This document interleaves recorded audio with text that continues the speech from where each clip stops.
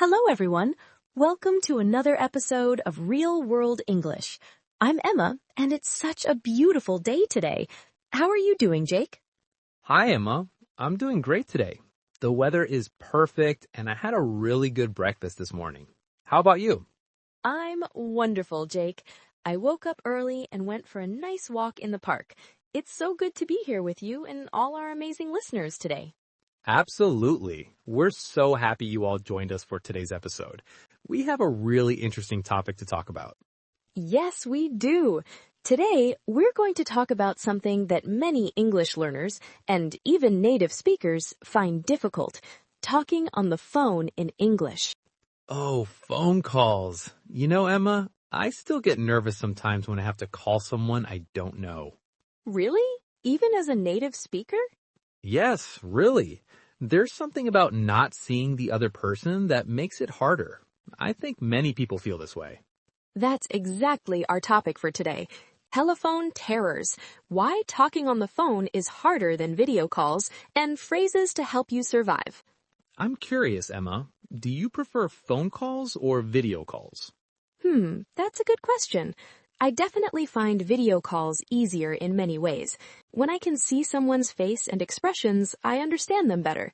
What about you, Jake? I agree completely. On video calls, you can see facial expressions and body language. If someone looks confused, you can explain again. On the phone, you don't have those visual clues. That's so true.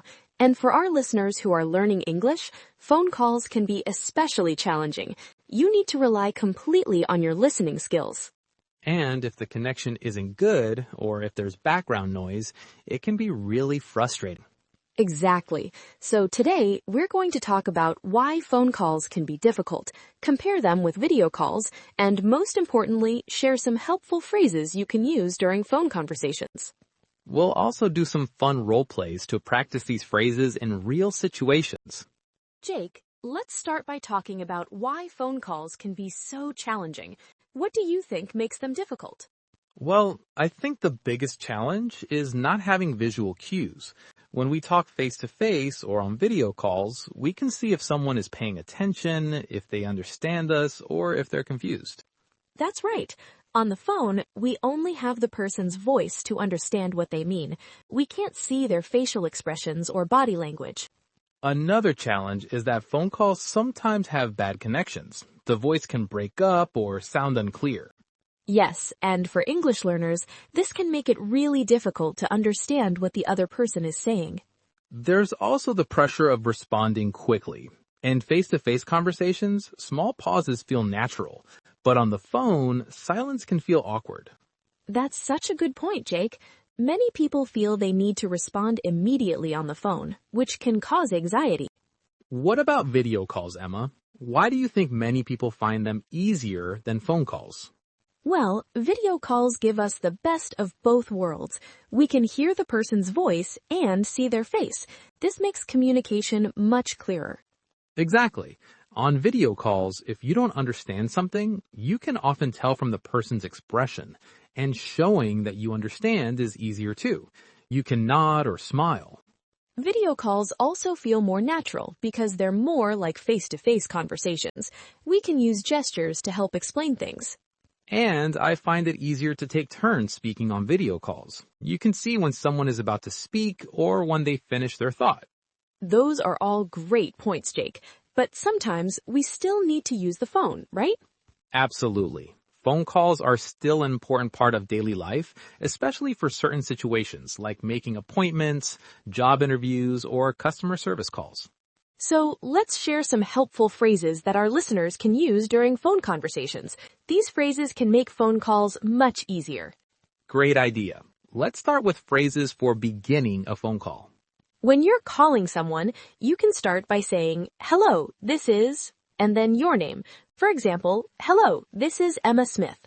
And if you're calling a business or office, you might say, "Hello, I'm calling about," and then explain why you're calling. If someone calls you, you can answer with "Hello," or "Hello, this is," your name speaking. For business calls, you might answer with your company's name, like, "Good morning, ABC Company, Jake speaking. How can I help you?" Now, what about when you don't hear or understand something? That happens to everyone. If you didn't hear something clearly, you can say, "I'm sorry, could you repeat that please?" Or, "Could you speak more slowly please?" Or you might say, I didn't catch what you said about, and mention the specific part you missed. Another useful phrase is, "Could you spell that for me please?" This is helpful for names, addresses, or unfamiliar words. These phrases are so important. They help keep the conversation going even when you don't understand everything. Now, let's talk about ending a phone call politely. To end a call, you can say, well, it was nice talking to you, or thank you for your help. Then you might add, "I should go now," or "I'll let you go now." And finally, end with goodbye, bye for now, or talk to you soon. Great phrases, Emma. Now, should we practice these in some real-life scenarios? Yes, let's do some role plays. This will help our listeners understand how to use these phrases in real situations. Jake, let's start by making an appointment at the doctor's office. I'll be the receptionist and you can be the patient. Okay, and let's speak slowly and clearly so our listeners can follow along easily. Good morning, City Medical Center. Jake speaking. How can I help you? Hello, this is Emma Smith. I'm calling to make an appointment with Dr. Johnson, please. Of course. Are you an existing patient with Dr. Johnson? Yes, I am. I saw her about 3 months ago. Great. What seems to be the problem today? I've had a sore throat and cough for about 5 days now. I'm sorry to hear that. Let me check what appointments are available. Could you hold for a moment? Yes, of course. Thank you for waiting. Dr. Johnson has an opening tomorrow at 2:30 p.m. or Friday at 10 a.m. Which would work better for you? I'm sorry, could you repeat the times, please?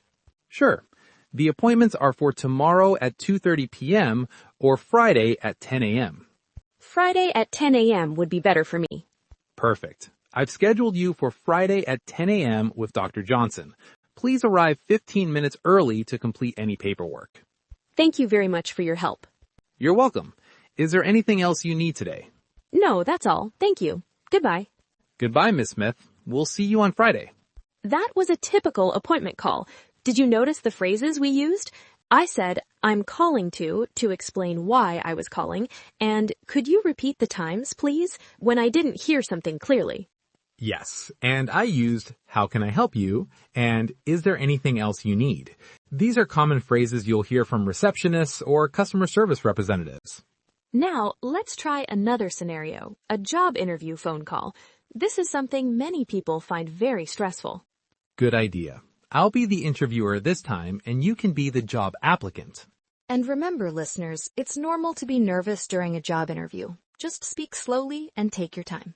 Hello, this is Jake Williams from ABC Company calling for Emma Smith.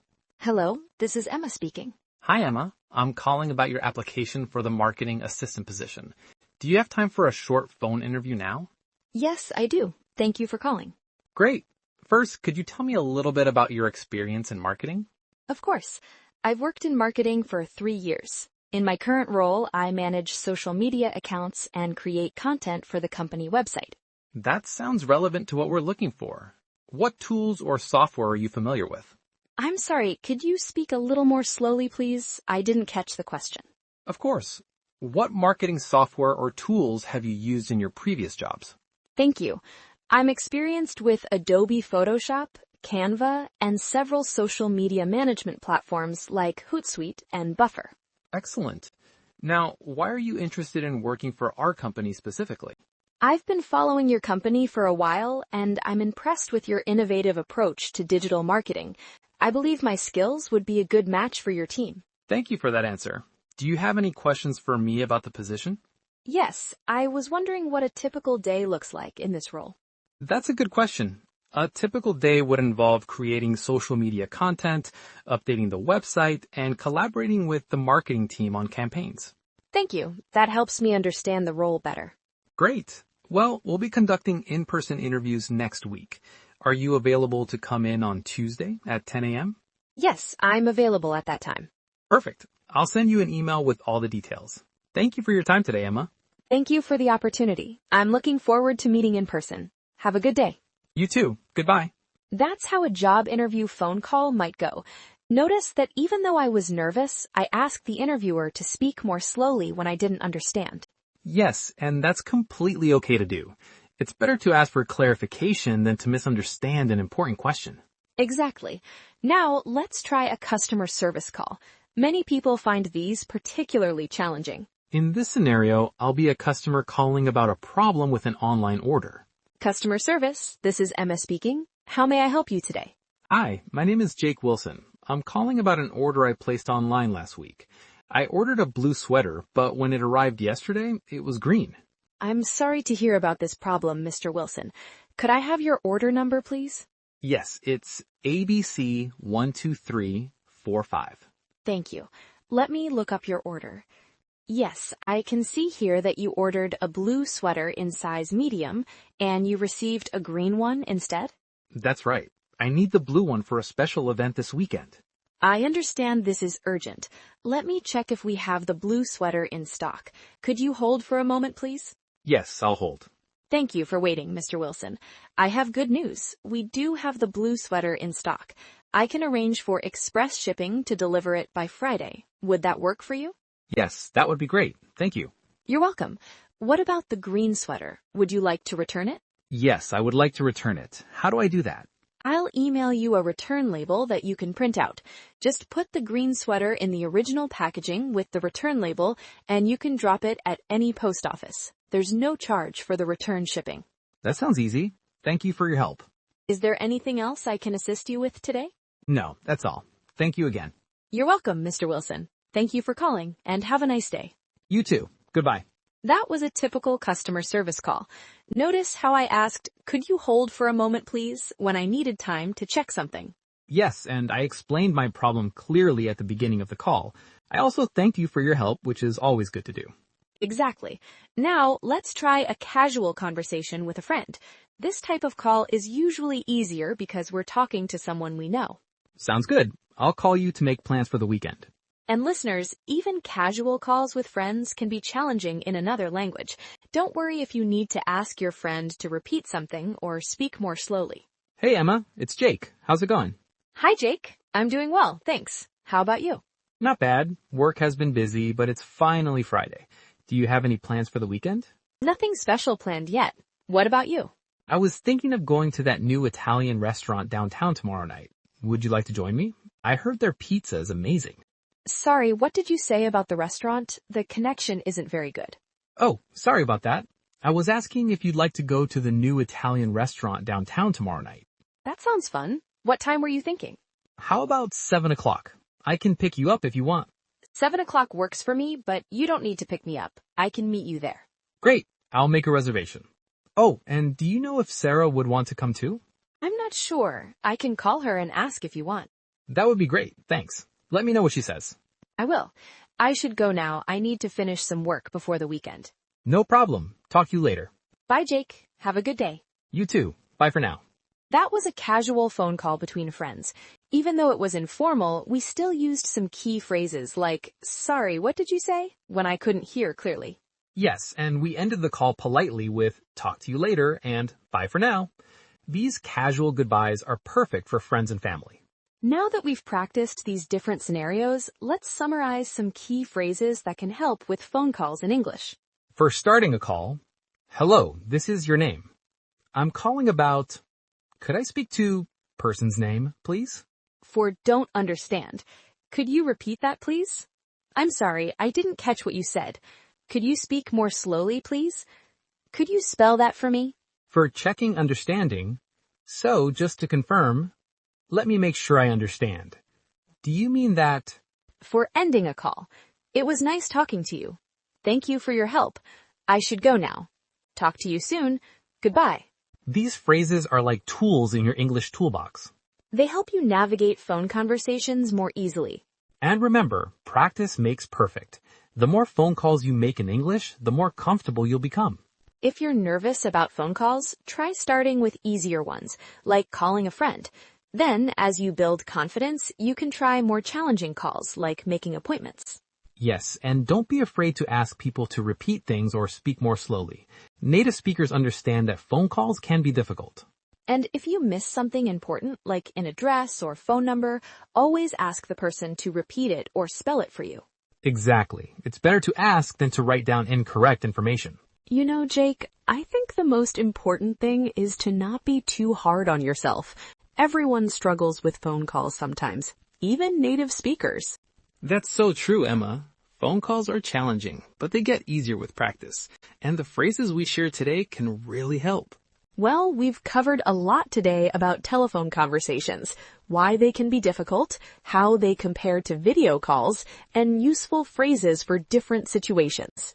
We hope these tips and phrases help you feel more confident when making phone calls in English. Before we go, we'd love to hear from you, our listeners. What's your favorite phrase from today's episode?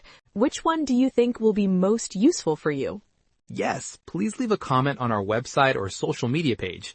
We always enjoy reading your thoughts and experiences. And if you have any questions about today's topic or suggestions for future episodes, please let us know.